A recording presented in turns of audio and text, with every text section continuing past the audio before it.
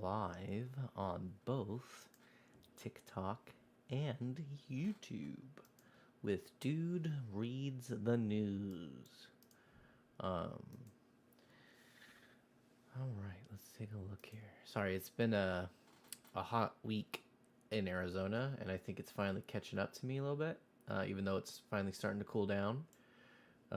Definitely starting to feel it. So if I'm not as lively or anything like that, I do apologize. But we are, again, as always, starting out on BBC. We're going to read news articles for about 30 minutes, trying to get through like BBC, PBS with Associated Press, Al Jazeera, Reuters, things like that. Um, and honestly, a lot of it is still very much in regards to like the Iran-Israel conflict or war, essentially. So we're gonna read BBC's. This was 4 hours ago. It looks like Ever it's since I just was young, a my video dream of has him been to open a chocolate shop telling everyone what the fuck they're to make doing. unique. But we'll go here. This looks like an actual article. Iran nuclear scientist killed in Israeli strike. State TV says this is as of 45 minutes ago. A senior nuclear scientist was among 9 people killed in an overnight Israeli strike in the northern Iran. Iranian officials and state TV have said hours before a ceasefire ending, 11 days of conflict took effect. A senior nuclear scientist was among 9 people killed in an overnight Israeli strike in northern Iran. Iranian officials and state TV have said hours before a ceasefire ending, 11 days of conflict took effect, except the ceasefire didn't stick. State TV cited sources who said the scientist Mohammad Reza Siddiqui Saber was killed at his parents' home in Estana-ye Ashrafia in Gillian province. Gillian's deputy governor said 4 apartments were destroyed by an explosion in a residential building. The Israeli government, meanwhile, said its military had eliminated an additional senior nuclear scientist in recent days without identifying them. That claim came in a statement that said Prime Minister Benjamin Netanyahu's security cabinet had agreed to U.S. President Donald Trump's proposal for a ceasefire with Iran. Iranian President Mossad Pezeshkian said his country would respect the ceasefire if Israel did. Trump announced the ceasefire on Monday night and said at 5 GMT on Tuesday that it had taken effect, warning both sides not to violate it. He later criticized both countries after Israeli's military said it had shot down several incoming Iranian missiles and would carry out a new round of airstrikes on Tehran in response. Many Iranians who got in contact with BBC Persian said they doubted the ceasefire would last. Iran and Israel have, in a way, been forced into at this point. One man said, if they had the capacity to continue, without a doubt, this wouldn't have happened anytime soon. So Iran and Israel have, in a way, been forced into it at this point. One man said, if they had the capacity to continue, okay. So they're being forced into the ceasefire. Another man said, I believe the whole war was orchestrated. Israel and the U.S. came in and destroyed military and nuclear sites. Iran launched a few missiles, and both sides are satisfied. But ordinary people suffered the most. A woman, meanwhile, said she feared that a wounded, humiliated Islamic Republic would now turn its anger inward towards the Iranian people. On June 13th, Israel launched an air campaign against Iran, saying it aimed to remove what it called the existential threats of the country's nuclear and ballistic missile programs. Iran's health ministry had said that Israeli strikes have killed 610 people so far, although one human rights group has put the death toll at 974. Iran has launched missiles at Israel in response, killing 28 people, Israeli authorities have said. Residents of Tehran and other Iranian cities told BBC Persian that on Monday night they witnessed one of the heaviest rounds of strikes since the conflict started. Israel's prime minister said its forces hit regime targets and killed hundreds of members of Iranian security forces and the paramilitary Basij Resistance Force, the BRF. Iranian Health Minister Mohammad Reza Zefarkhani said on Tuesday afternoon that Israeli attacks had killed 107 people and injured 1,300. Over the past 24 hours, Gilead's Deputy Governor General Ali Bagheri said 9 people were killed and 33 injured in what he described as a terrorist attack on a residential building in Astana-ye Ashafia, according to an Iranian media. 16 women and children were among the casualties, he added, without identifying anyone. Iranian government restrictions mean BBC journalists have not been able to report from inside Iran, so it's difficult to verify the reports. However, nighttime videos posted on social media showed a crowd of people walking over a rubble-strewn street towards a large fire, and in a daytime photo received by BBC Persian, several damaged buildings and streets covered in debris were visible. State TV later confirmed that Mohammad Reza Sakiti Saber, 50, was among those killed. It said he had been staying at his parents' house after his 17-year-old son was reportedly killed in an Israeli airstrike on their home in Tehran several days ago. Last month, the U.S. imposed sanctions on Sidi Saber, saying he is working for Iran's Organization of Defense, Innovation, and Research, and headed a group that worked on explosives-related projects. The U.S. alleged that he was linked to projects including research and testing applicable to the development of nuclear explosive devices. The U.S. alleged that he was linked to projects including research and testing applicable to the development of nuclear explosive devices. At least 9 other senior Iranian nuclear scientists have been assassinated by Israel since the start of their air campaign, according to the Israeli military. The military claims on 14 June that the men had played a central part of the progress towards nuclear weapons in Iran without providing evidence. Iran insists that its nuclear program is entirely peaceful and that it has never sought to develop a nuclear weapon. In another development, Iran's judiciary confirmed that an Israeli airstrike on Tehran's Evin prison on Monday had caused casualties. Spokesman Eshgar Jahangir did not say how many were killed or injured when part of the administrative building was destroyed, but he did say administrative and judicial staff visiting civilians, family members of inmates, and inmates themselves were among them.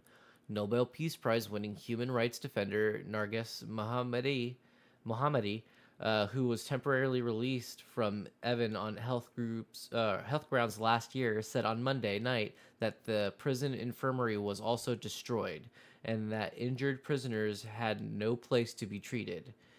Evin's thousands of prisoners include prominent political dissidents, human rights defenders, journalists, and dual and foreign nationals. Iran's prison authority said it was carrying out transfers to safeguard the rights of the prisoners and to provide space for emergency response teams. Israeli said it bombed Evin as part of its wave of strikes against regime targets and agencies of government repression in Tehran. But the UN Human Rights Office said Evin was not a military objective and the target is constituted a grave breach of international humanitarian law. Meanwhile, in Israel, 4 people were killed when an Iranian missile struck in an apartment building on the southern city of Beersheba on Tuesday before the ceasefire took effect. Israeli President Isaac Herzog said that the attack was outrageous and extremely painful. So it seems like people are through this article, people were saying that it seems like the war was manufactured to create a division amongst the Iranian people in hopes that they would topple their government, essentially. But so they're still trying to destabilize the region, which is ridiculous. How Iran's response to U.S. strikes signaled a desire to de-escalate. Dutch authorities investigate possible arson against a rail network as NATO summits open. Okay. Tropical storm Andrea, first of Atlantic hurricane season, has formed. Democrats, blah, blah, blah. Okay, we'll go here. How Iran's response to U.S. strikes signal uh, desire to de-escalate, and this is a transcript. Iran launched a barrage of ballistic missiles at the U.S. military base in Qatar, though also indicated a desire to de-escalate.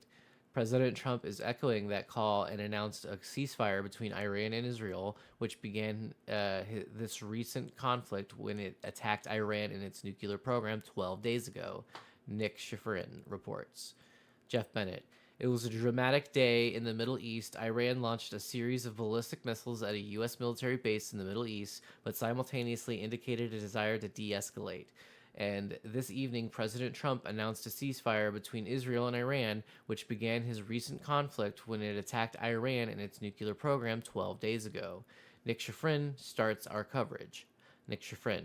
Above Doha's skyline tonight, the first ever Iranian attack on the largest U.S. military base in the Middle East. The U.S. says Iran fired more than a dozen short and medium range ballistic missiles at Al Udeid Air Base, nearly all intercepted and causing no casualties. Al Udeid is usually home to more than 10,000 service members, but much of it was evacuated before tonight's attack, which Iran's Revolutionary Guard Corps broadcast claiming complete success. Colonel Aman Tajik, spokesman, Islamic Revolutionary Guard Corps, through interpreter. The Islamic Republic of Iran will not leave any act of aggression against its territorial integrity, sovereignty, or national security unanswered under any circumstance. Nick Schifrin. But Iran warned Washington and Qatar before the attack. It did not try to choke off global oil supplies, nor did it try to strike any other U.S. base in the region. And it signaled a desire for de-escalation, saying in a separate statement it used the, quote, same number of missiles as the number of bombs the United States used in attacking Iran's nuclear facilities, even if that claim was inflated. At the White House, after meeting with his national security team, President Trump called Iran's response, quote, very weak, and wrote, I want to thank Iran for giving us early notice, which made it possible for no lives to be lost and nobody to be injured. Perhaps Iran can now proceed to peace and harmony in the region, and I will enthusiastically encourage Israel to do the same. As of this morning, that was not what Israel was signaling. Smoke towered over Tehran's tallest buildings after what Israel called its most widespread airstrikes on Tehran, including symbols of Iran's theocratic power. In northern Tehran, an airstrike hit the gates of the notorious Evin prison, which holds many domestic and foreign political detainees. Israel also said it struck the headquarters of the IRGC in Tehran and of the Basij, the regime's paramilitary troops who enforce the silencing of all dissent. Analysts say today's attack is a message to Iranians who want to protest their government. They should feel free to do so, IDF spokesperson Brigadier General Effie Defrin. Brigadier General Effie Defrin, Israeli Defense Force spokesperson through interpreter. The internal security forces are a significant part of the security and immunity of the Iranian regime. We will continue to target every component and layer of the regime that is involved in activities and threaten the state of Israel. Nick Schifrin. Israel today also struck the access route to the Fordo enrichment site, where this weekend the U.S. dropped a dozen bunker buster bombs that entered two precise sites before exploding deep underground. Today, the head of the UN's nuclear watchdog said the U.S. attacks appeared to be successful. Rafi Grossi, Director General IAEA. Given the explosive payload utilized in the extreme vibration-sensitive nature of centrifuges, a very significant damage is expected to have occurred. Jeff Bennett. And our Nick Schifrin joins us now. So Nick, let us blah, blah, blah, blah. Nick Schifrin. President Trump posted that the ceasefire would start about midnight tonight Eastern, so the morning in Iran and Israel, that Iran would start a 12-hour ceasefire. President Trump said that then Israel would start a 12-hour ceasefire, so in 24 hours there should be a complete ceasefire. And at that point, he said, quote, the war would be ended.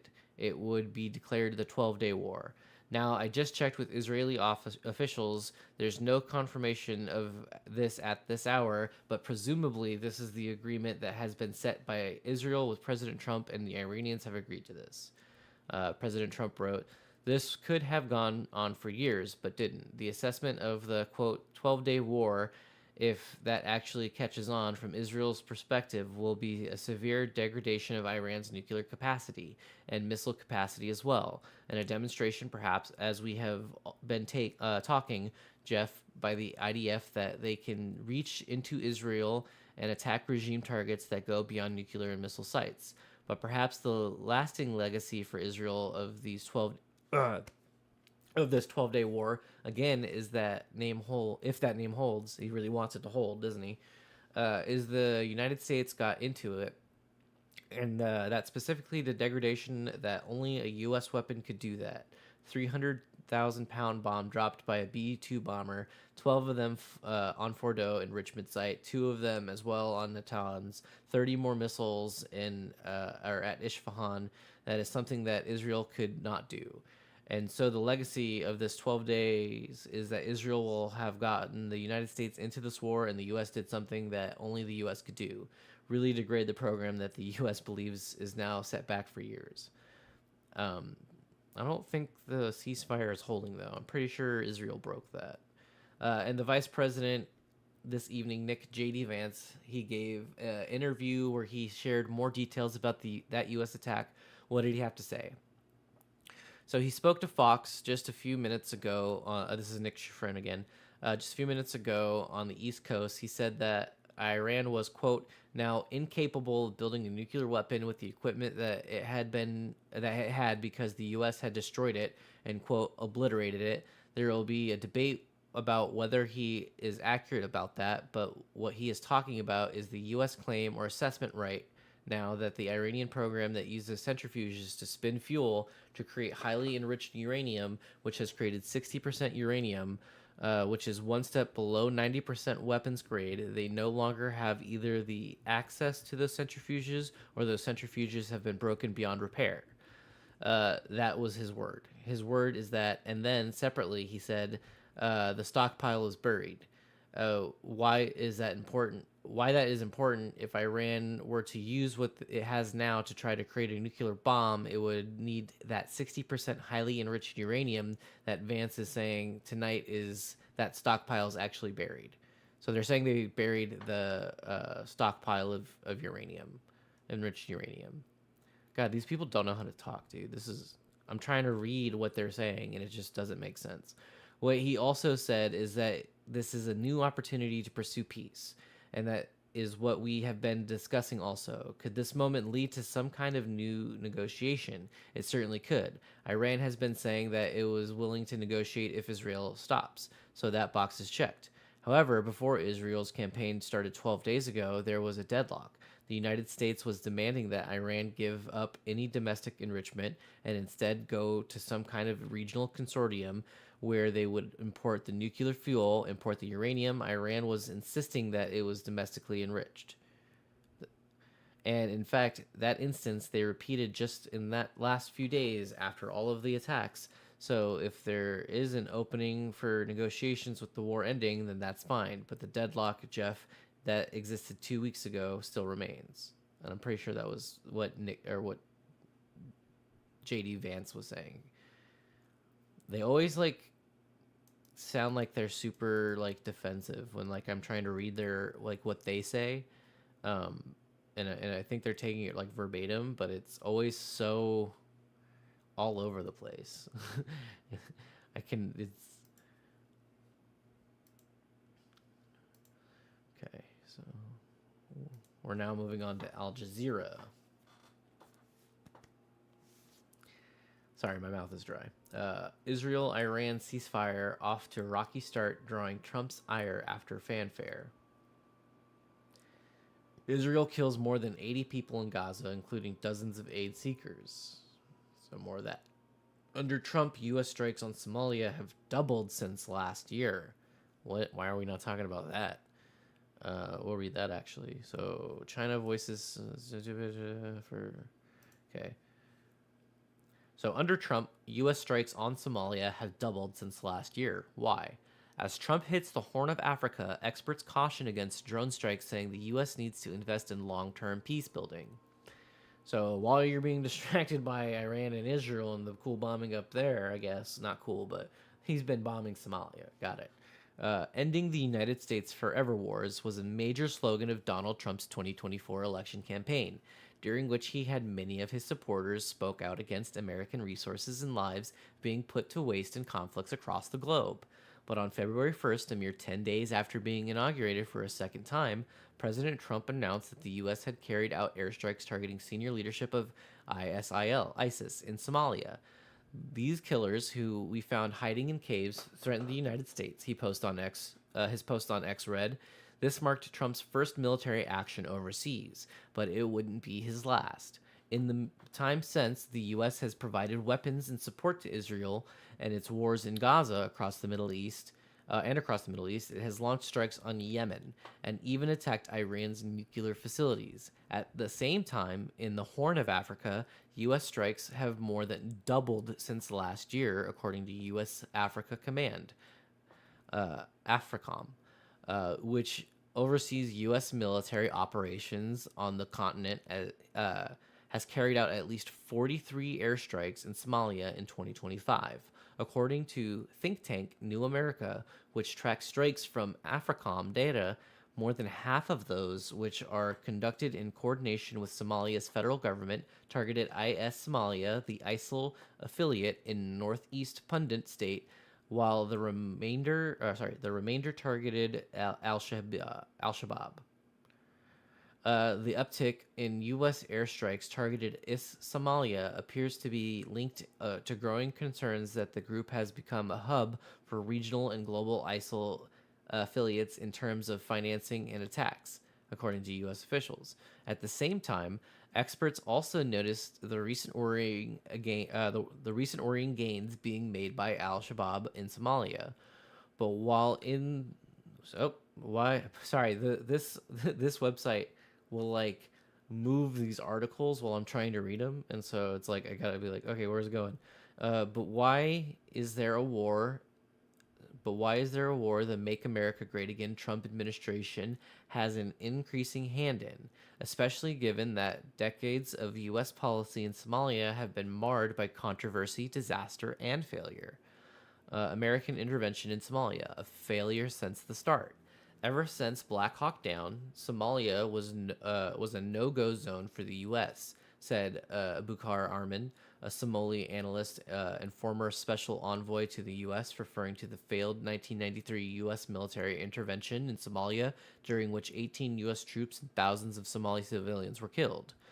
That changed after 9/11, when Somalia became one of the key theaters of so-called global war on terror. The political facade has three objectives. It justifies U.S. sustained lethal drone attacks to the public psyche. It enables the U.S. to guard its geopolitical interests in the Horn of Africa, and it enables American predatory capitalists to engage in economic exploitation, Arman told Al Jazeera. In 2007, Somalia became the first country on the African continent to fall victim to a U.S. airstrike in the post 9/11 era, as part of its so-called war on terror. In the decades that followed, U.S. aerial bombardment of the country has not only persisted but intensified. During the combined 16 years under former President George W. Bush and Barack Obama, there were more than 50 U.S. airstrikes on Somalia, while Trump's first term alone saw a staggering 219 strikes, according to New America, with dozens more strikes just 5 months into his second term. Analysts say if it continues at this rate, Trump is sure to surpass the 51 strikes the Biden administration conducted during its entire 4 years in office. Jethro Norman, a senior researcher with the Danish Institute for International Studies, suggests that in Somalia, Trump had made an ideal stage on which remotely project U.S. power capabilities, as it combines high firepower, low oversight, and little U.S. domestic political risk. By loosening Obama-era restrictions, he enabled a surge in preemptive strikes with minimal vetting or accountability. The logic wasn't just strategic. So he's like, I don't want to go and bomb Iran because I am enjoying bombing Somalia. and he is so excited to press that bomb button. It's insane.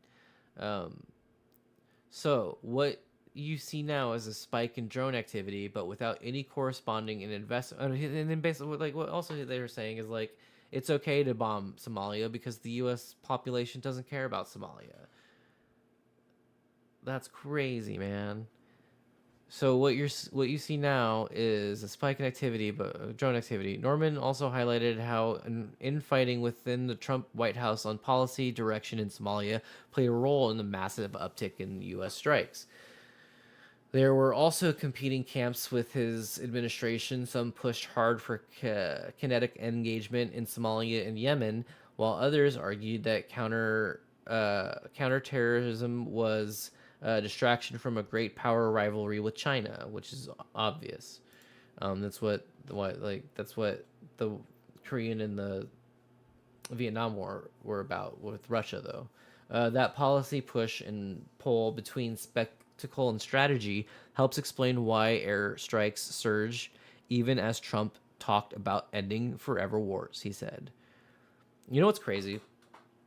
The more I think about it, the more we are actually in like 1984, right? Because we have, um, so we have what was it, Oceania, which is the United States and like England and all that stuff, and then we have um, Eurasia, which is Russia, and then we have basically China, which is like I don't remember what they called it. What were the three powers?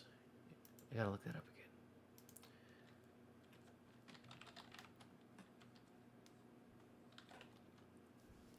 Oceania, Eurasia, and East Asia. Yeah, which is basically the United. Like, yeah, it's we literally are in like 1984. He was basically telling us that like China, Russia, and the United States are gonna take over the world, and that's where we're at.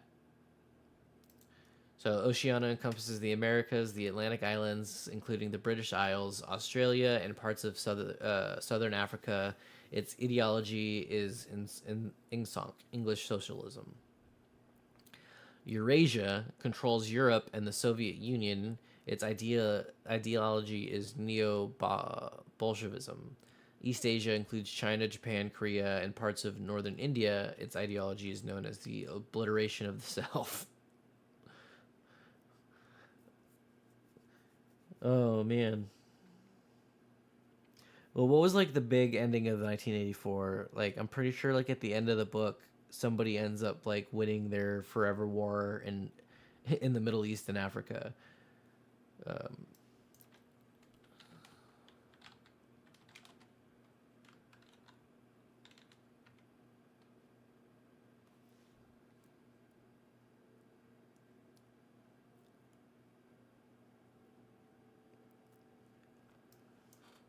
what was the major war? 1984 book.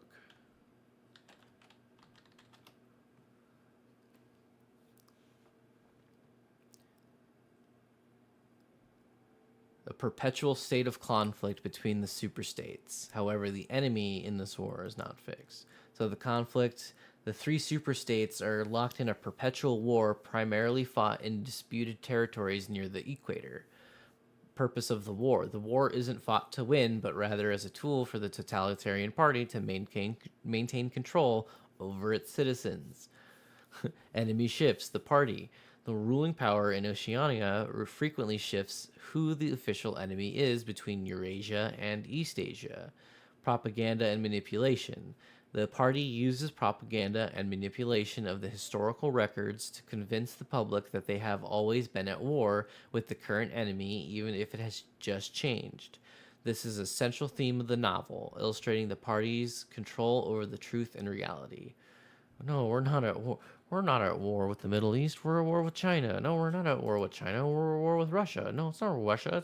It's we can't have Russia in the Middle East. No, we can't have China in the Middle East. But we'll work with Russia right now. But now we're going to work with China in the Middle East for a while, and just oh my freaking god, dude. And it's like anybody who like is cool with China, you're basically just like they're still like just because they took care of their people doesn't mean they're like putting other like country. They're still making. There's still people suffering because China is the way that it is. It's not. It maybe not their people, but ask the Uyghurs. They probably aren't very happy about all that. But China in itself is like like never trust a government. The people of China are probably pretty cool. I don't know. I met them. Can't make that judgment. But I wouldn't be down to like not hang out. But the government is probably not very cool. It's like it's if they take care of their people, it's okay for them to commit war crimes, type of thing, and it's not. So it's just, but here's the thing, our people, our tyrants aren't even taking care of us, and so it's like it, it's a whole thing, man. Like oppression in general needs to go, and it's perpetrated by all forms of government all across the country or all across the world. And just because one country is taking care of its people while exploiting other people's, granted, also, no, China definitely, like, they went through a lot. Like, you have to read their history. They did do a lot of oppression, committed some genocides. Like, it's not like, it is what it is. They're a huge country. They've been around for a very long time, but they've done some fucked shit throughout their whole history, right? And just because the current one may be doing cool stuff doesn't mean we should, bow down to them. Same thing, we should never bow down to like the United States, right? Like that's defeats the purpose of what the United States is. Stop trying to figure out which dictator you want to rule your life and just figure it out, man. Some analysts, I'm pretty sure we're actually done with this episode, but yeah, that's where I'm gonna end that. It's a little downer, but don't trust any government, man. Like constantly question them. Never just be like, oh, this piece of information that you're providing me, okay, thanks for the perspective. I'm gonna continue to look at other perspectives and figure out what's actually going on. Like I also don't like to filter propaganda people because you typically, like, a lot of the stuff that's happening typically isn't as much of a surprise if you're watching the entire spread of news, right? Because I remember one of the things that, like, there was one of the MAGA propaganda things that they were doing a while ago was like, oh, there's Iranian nationalists coming in with the immigrants and stuff, and now we just don't talk about that anymore. And then all of a sudden we're at war with Iran. All that did is, for the people who that propaganda worked on, they're now convinced that there's Iranians here and they're going to kill us in sleeper cells, which is exactly what we're seeing in the news. And so it's like this has all kind of laid itself out over time. And because we have people who are not really paying attention to all the propaganda, and like there used to be a saying, the true sign of intelligence is to be able to entertain an idea without accepting it.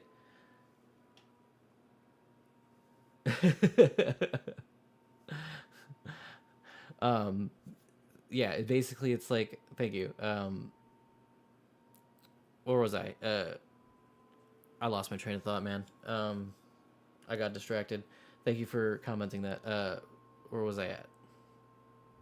Oh, pay attention to all forms of propaganda, but don't accept it. Look at it, listen to what they're saying, and then be like, okay, now I know what their plan is because they're telling me, right? But then I also can start to see the similar lies on both sides, and I can realize that the party system is probably not where I want to be. And then we go independent, and then we can start going into actual political, political change. But yeah, this is where we're going to end it, guys. I appreciate everybody who stopped by.